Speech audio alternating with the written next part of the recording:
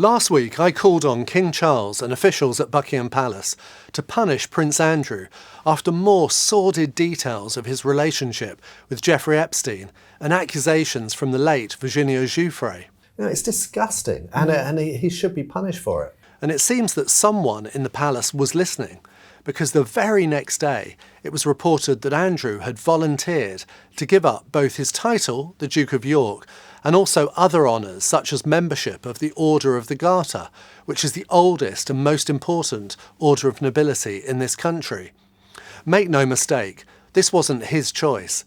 The king forced his hand and made his brother Andrew give them up willingly, rather than dragging the problem through Parliament, which would have meant even more bad press for Andrew.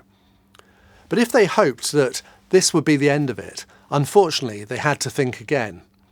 There are still many unresolved elements to this that look like they'll rumble on unless more action is taken. Top of this list is the astonishing story that appeared in the Mail on Sunday, which claimed that Andrew passed on personal details, including the American Social Security number of Virginia Giuffre, to one of his personal protection officers.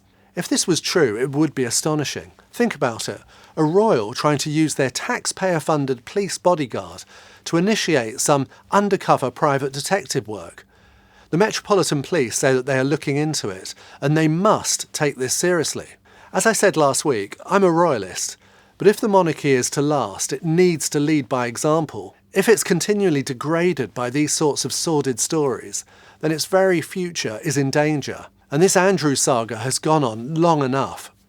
Let me take you back. The story begins in 1999, 26 years ago, when Prince Andrew meets Jeffrey Epstein, reportedly through Ghislaine Maxwell, the daughter of disgraced newspaper publisher Robert Maxwell. 3 years later, in 2001, Virginia Giuffre, then Roberts, alleges that she had a sexual encounter with Prince Andrew in London when she was only 17 years old. 7 years later, 2008, Jeffrey Epstein pleads guilty in Florida to procuring a minor for prostitution and serves 13 months of an 18-month sentence.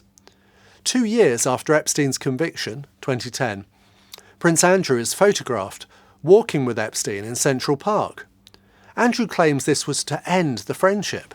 1 year later, 2011, the infamous photograph of Prince Andrew, Virginia Giuffre and Ghislaine Maxwell is first published by the British press. 8 years later, 2019, while awaiting trial on further sex trafficking charges, Epstein was found dead in a prison cell in New York. Later the same year, Prince Andrew gives a now infamous television interview to the BBC Newsnight programme to deny Giuffre's claims and defend his association with Epstein. After the interview, Prince Andrew steps back from all public duties and charitable roles.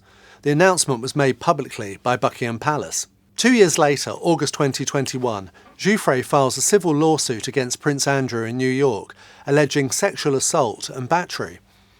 Less than 8 months later, February 2022, Prince Andrew and Virginia Giuffre reach an out-of-court civil settlement for an undisclosed sum, reported to be $12 million. 3 years later, April 2025, Virginia Giuffre dies by suicide.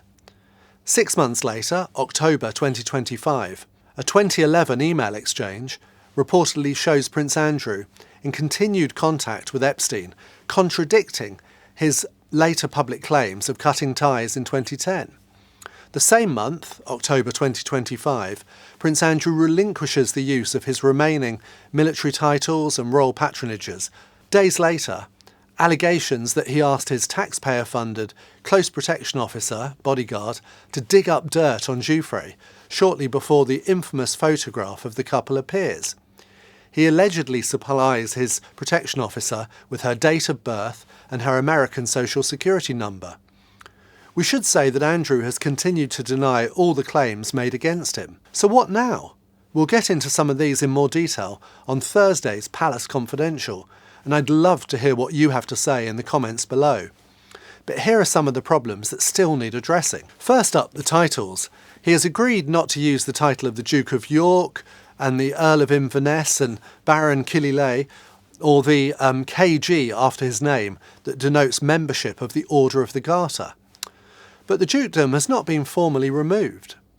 Now, the Member of Parliament for York wants the government to change the law to allow the title to be taken away completely. Gallingly, Andrew remains 8th in line to the throne. Reports have suggested that Parliament could remove him, but they would need consent from the Commonwealth countries where Charles is king. I can't see any of them objecting. What's more, he is still a Councillor of State, which is one of the senior royals who can act for the king, theoretically. Why that hasn't been fixed is baffling. As for the title Prince, why not get on with that too? All it would take is a simple letter from the king. That should be done. There is a wider problem of his living in the very large, prominent house in Windsor.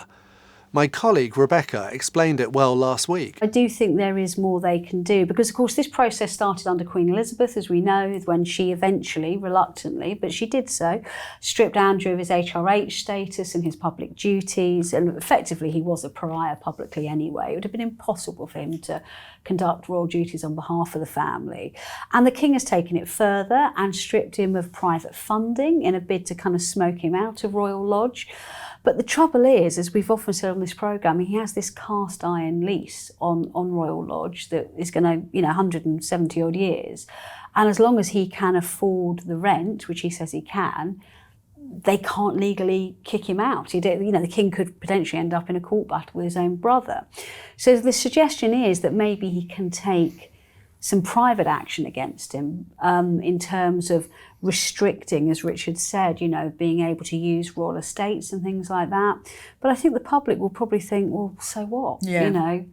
Rich, wealthy man's not allowed to shoot pheasants out of the sky anymore. I mean, what does that have to do with the real world? When discussing the house, the other thing to consider is what will happen to his ex-wife, Sarah Ferguson. In a very unusual arrangement, they still live together at Royal Lodge. She has business and charitable interests of her own, which are suffering.